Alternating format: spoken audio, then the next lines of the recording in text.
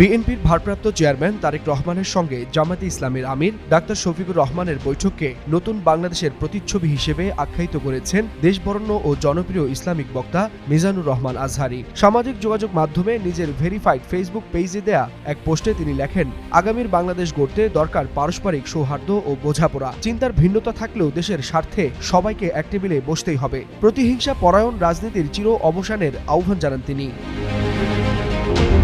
এর আগে বৃহস্পতিবার গুলশানে বিএনপি চেয়ারপারসনের রাজনৈতিক কার্যালয়ে খালেদা জিয়ার মৃত্যুতে শোক জানাতে তারেক রহমানের সঙ্গে বৈঠকে মিলিত হন জামায়াতের আমির। বৈঠকের শুরুতেই প্রতিনিধি দল শোক বইয়ে স্বাক্ষর করে এবং দোয়া করেন। এরপর নির্বাচন পরবর্তী রাষ্ট্র গঠন ও জাতীয় ঐক্য নিয়ে হয় দীর্ঘ আলোচনা।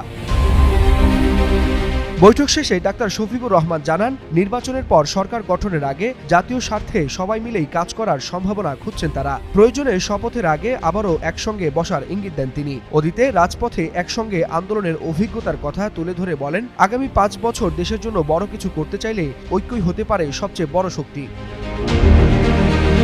স্বচ্ছ ও শান্তিপূর্ণ নির্বাচনের প্রয়োজনীয়তার কথাও তুলে ধরেন জামায়াতের আমির ডাক্তার শফিকুর রহমান। আর এই পুরো প্রক্রিয়াকেই নতুন রাজনৈতিক বোঝাপড়ার সূচনা হিসেবে দেখছেন মিজানুর রহমান আজহারী, যেখানে মতভেদ থাকবে কিন্তু জাতীয় স্বার্থে বিরোধী শক্তিগুলো এক টেবিলে বসবে বলে আশা প্রকাশ করেন তিনি। ওয়ালিউল হাসানাত, যুগান্তর নিউজ।